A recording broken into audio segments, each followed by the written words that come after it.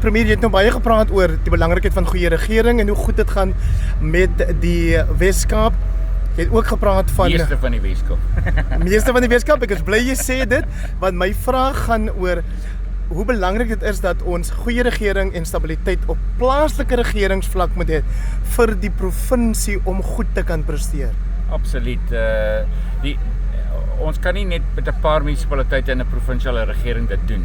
Dit moet die hele provinsie. So ek het 'n premierse forum wat alle burgemeesters inbring, alle munisipale bestuurders. My uitdaging vir elkeen van hulle is hoe kan ons sorg dat die hele provinsie ongekwalifiseerde oudite te kry? Want dit is 'n basiese beginsel van goeie regering, good governance. En ons moet daar begin. En ek het ook daar vir die ouditeur-generaal gesê, dit is my doeleinde voor die einde van 3 jaar, voor ek klaar maak. Moet ons sorg dat ons almal ten minste die basiese good governance in plek kry. Ek dink dis waar dit begin. En jy het gepraat van die uitdagings met koalisieregerings. Sê gou weer iets daaroor? Ja, absoluut. Koalisieregerings is moeilik. Enige tyd is dit moeilik oor die wêreld.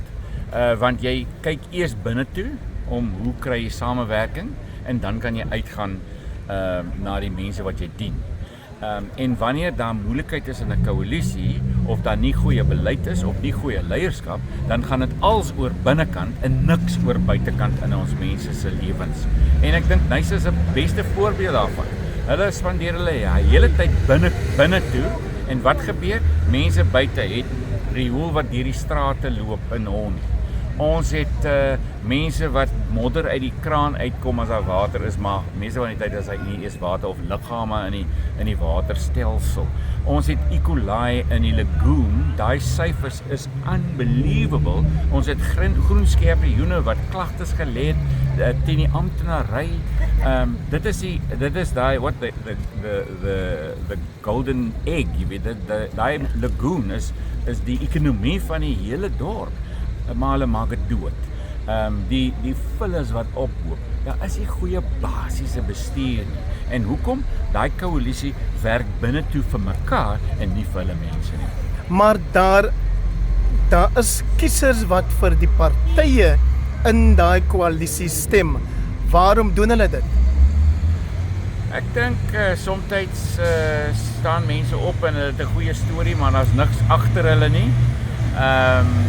Ek dink daar's nie goeie beleid. Ek dink ons moet verby ons eie goed elke nou en dan kom en 'n besluit maak vir die hele dorp. Nie vir elke gemeenskap nie. Maak 'n dorpse besluit. En dan wanneer jy verkies is, jy moet eintlik 'n dorpse besluit maak as die verkose amptenary of die verkose politici. Jy is nie daar net vir jou wijk nie, jy's daar vir die dorp, jy moet daar vir die hele samewerking, jy's nie vir jou eie sak nie, jy's daar om jou mense te laat werksgeleenthede kry. En ek dink dis 'n probleem in ons van ons politici, dat hulle besef nie dat hulle moet sorg dat die hele dorp werk. Sit gou jou DA hoed op asseblief, is jy persoonlik bekommerd oor die inroads wat die Patriotic Alliance maak met tussenverkiesings? Ja, of course. As 'n party begin tussenverkiesings wen oor 'n provinsie in sekere areas in ons provinsie, jy moet ernstig gaan kyk hoekom, wat is die rede? Maar die ander ding is ja, ek is bekommerd definitief, nommer 1, maar nommer 2, ek sê weer, kiesers moet slim wees. Kiesers moet dink met hulle koppe. Gaan kyk wat het gebeur in Beaufort Wes. Gaan kyk watter rol het die PA gespeel in Nyasa. Hulle het 'n MICO member gehad wat in beheer was van daai dienste wat so vrot geëindig het. En dan op die einde van die dag wanneer dit moeilik raak, dan iewes skielik nou moet die ou nou moet die vrou dalk wegstap van die koalisie af.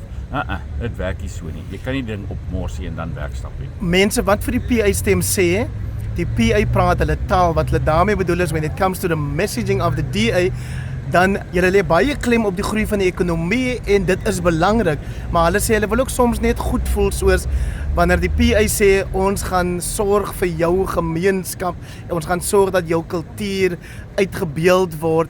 Hulle hoor minder daai soort goed van die DA se kant af en dit is dalk wat maak dat hulle voel die PA gee meer om. Miskien, obviously dis waar die DA moet nou gaan sê sit ons genoeg daarin. Ek is hier by die KAKNK omdat ek ondersteun vir die verskillende kulture in ons provinsie 100%. Ek dink die Wes-Kaap is daai melting pot van kulture wat eintlik vir ons uniek maak. Dit is nie vir een onafhanklik nie, dit is vir almal saam. So obviously, ek is totaal teen die boodskap wat die PA uitoefen vir nasionaliteit van dit is nou net die beurt van een groepering nie. Ek dink dit is verkeerd. Ons mag sit in ons provinsie wanneer ons saam staan as die Wes-Kaap.